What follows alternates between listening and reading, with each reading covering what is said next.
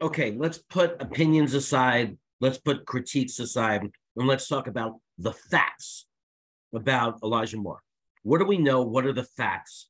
And what are we assuming or presuming or nickapuming, whatever you want to say?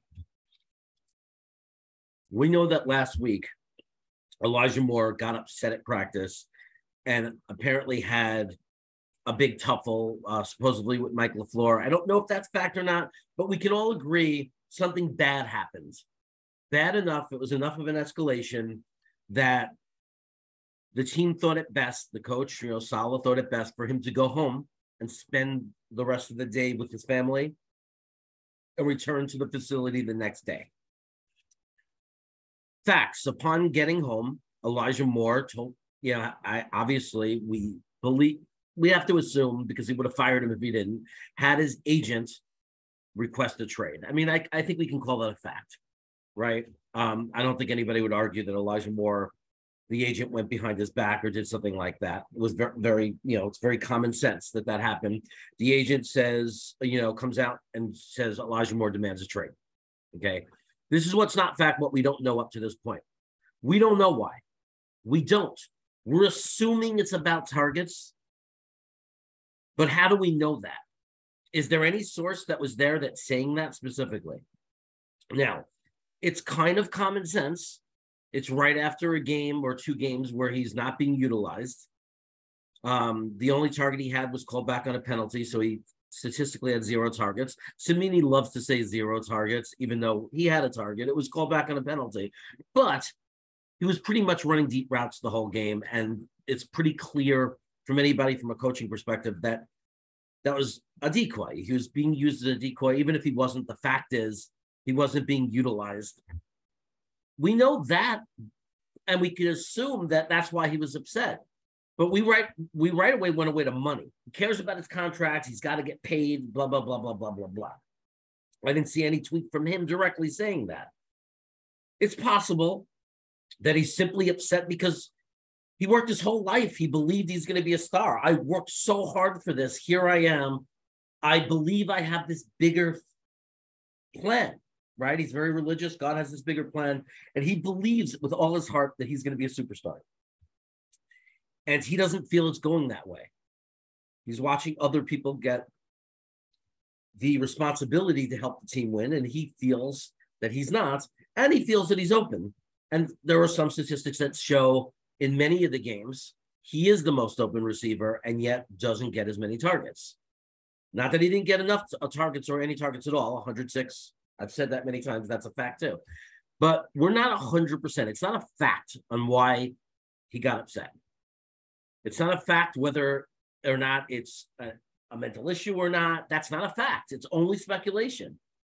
It's only speculation. We can only say we know that an NFL football player, a professional player, had a big enough fight or issue that he literally went home, demanded a trade, and the team felt they needed to make him inactive.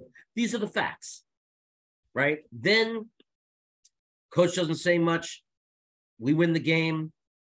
Monday comes, Tuesday comes. What do we see? Okay, he puts out some tweets about, the main one was about persecution, okay?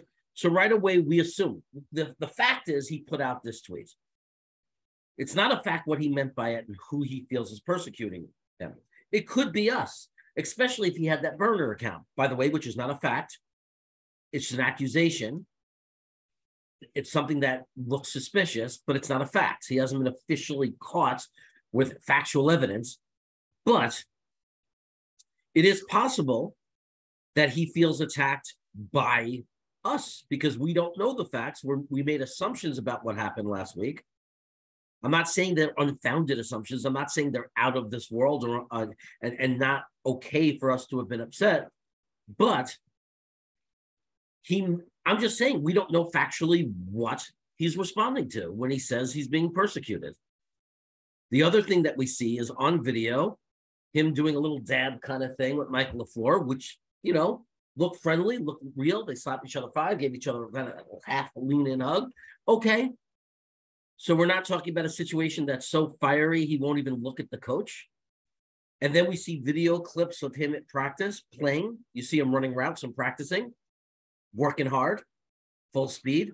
Okay, that's good. These are positive things. Now, these are facts. These are things we know because we see it on video. A lot of people out there saying the Jets are soft. Why didn't he have to apologize? Why didn't he apologize to the team? Not a fact. We don't know that he didn't apologize to the team. We know nothing about what went on in that locker room. We don't know what kind of heart-to-heart he had with the team leaders, the whole team, the coaches. We don't know. We don't know. We know that he didn't publicly come out and apologize publicly, and that's okay with me. It really is. As pissed as I am, I don't think Elijah Moore, I don't personally feel, has the responsibility to apologize for me for whatever problems he's having with the team. I do feel for not being there as a team player, he should apologize to his teammates. And we don't know that he didn't. So all we know is there was a really bad incident on last week in practice with a player. We know that he had to go home. We know that he wasn't mentally fit to play based on the opinion of the coaching staff. And we know that now he is back. We know that there's some type of friendliness with him and the coach. It's not so adverse that he won't look at them or is ignoring them. And we know that he's practicing. And for his right now, we believe he's going to be active for the game. That's what we know. Those are the facts about Elijah Moore. All opinions aside, just focused on facts. I hope he plays. I hope he balls out. I hope this is an amazing game. I hope whatever it is that did happen is worked out and resolved in the locker room. I am letting go and releasing frustration and anger at him. I am not selling his jersey for $1 like people are asking me to do. We're going to wait and see. And when I say we're going to hope for the best as a fan base, somebody got all mad and said, you can't hope, the coaches can't sit around and hope for the best. I didn't say that.